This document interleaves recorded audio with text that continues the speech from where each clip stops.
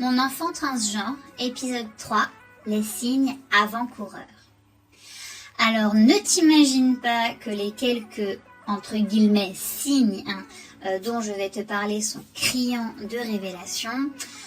Pour être tout à fait franche, ils l'ont été surtout après coup, c'est-à-dire après que mon enfant ait mis les mots et m'ait dit clairement les choses, donc avec le recul. Néanmoins, je te partage les principaux parce qu'ils peuvent, enfin si tu t'y reconnais bien évidemment et si tu y reconnais ton enfant, te permettre de mieux réagir face à ta situation, parce que personnellement, c'est tout de même grâce à ces petits détails du quotidien qui m'ont mené ensuite à une certaine réflexion que j'ai réagi comme je l'ai fait le jour de la révélation, comme je l'appelle, que tu auras d'ailleurs dans l'épisode 4. Donc voilà, je partage. Le tout premier signe donc, en tout cas le premier qui m'est marqué, dont je me souviens, eh bien c'est la fois où je l'ai emmené chez le coiffeur. Jusqu'ici, aller chez le coiffeur, ça avait toujours été une partie de plaisir.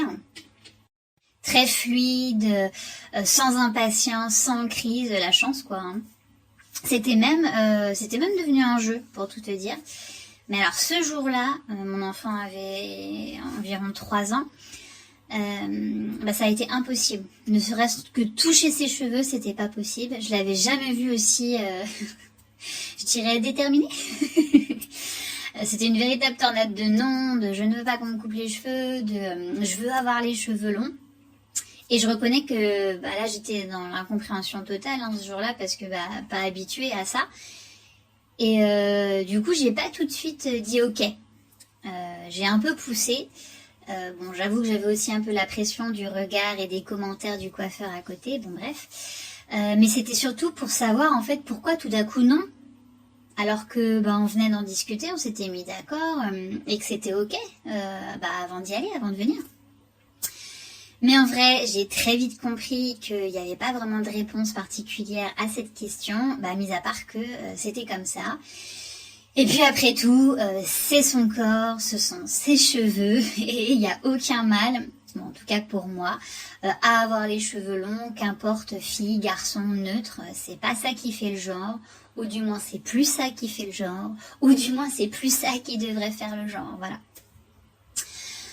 Ensuite, un peu plus tard, en grandissant, ça a été les couleurs, notamment des vêtements, des chaussures.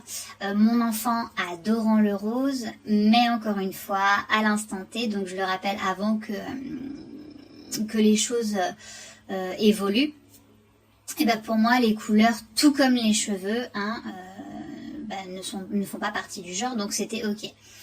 En revanche, la première fois, je lui ai tout de même expliqué que ça pourrait susciter quelques moqueries, notamment à l'école, à cause des clichés amenés par la société, blablabla.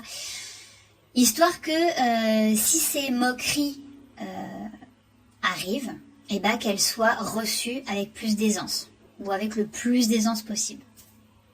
Et ce qui a d'ailleurs été le cas, grâce à cette douce mise en garde, entre guillemets. Donc, surtout, n'hésitez pas à mettre les mots avec vos enfants et à parler des choses. Ça peut vraiment faire toute la différence dans leur vécu, dans le monde extérieur. Voilà. Et puis avec vous, en vérité, aussi. Ça les sécurise et ça les fait vous aimer encore plus.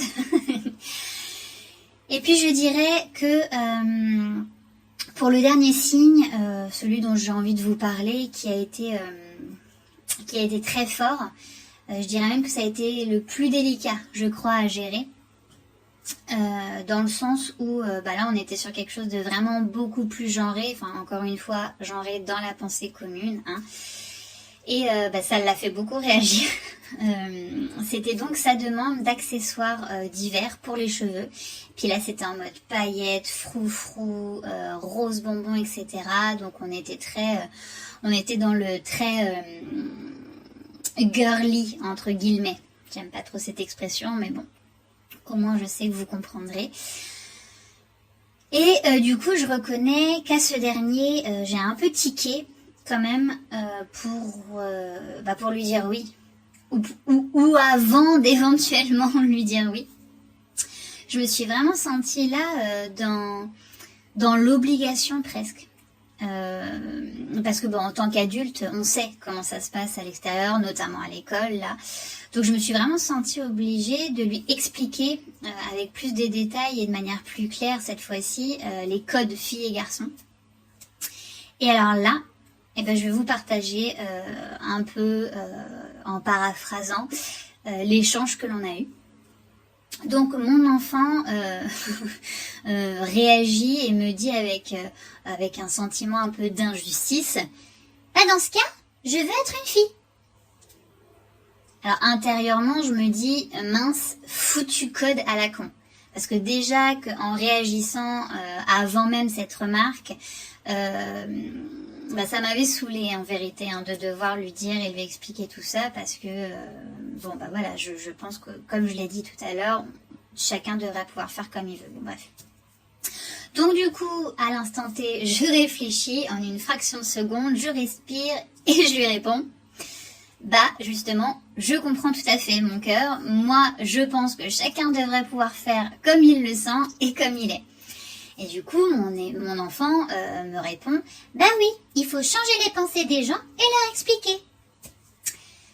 Alors là, je ne vous cache pas que j'ai pris un peu une claque et sa réponse m'a même émue, en vérité.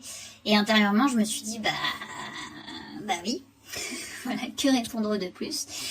Et du coup, je l'ai regardé et je lui ai simplement dit, tu as raison, choisis ce qui te fait envie. Voilà. Et si je lui ai répondu ça, c'est parce que, et je le redis parce que je trouve que c'est important, c'est parce que je pense que chacun devrait pouvoir faire et être comme il est. Voilà. Bref, après cet échange un peu mouvementé pour moi émotionnellement, une réflexion est née en moi, sur le plan sociétal notamment, et qui m'a d'ailleurs menée à ce podcast, mais également une interrogation concernant mon enfant. Une interrogation que j'ai finalement pas trop poussée, je l'ai pas poussée plus que ça, mais qui m'a préparée inconsciemment. Parce qu'en vrai, cette fameuse interrogation intérieure tombait entre guillemets bien, puisque quelques semaines plus tard, tout s'éclaircissait.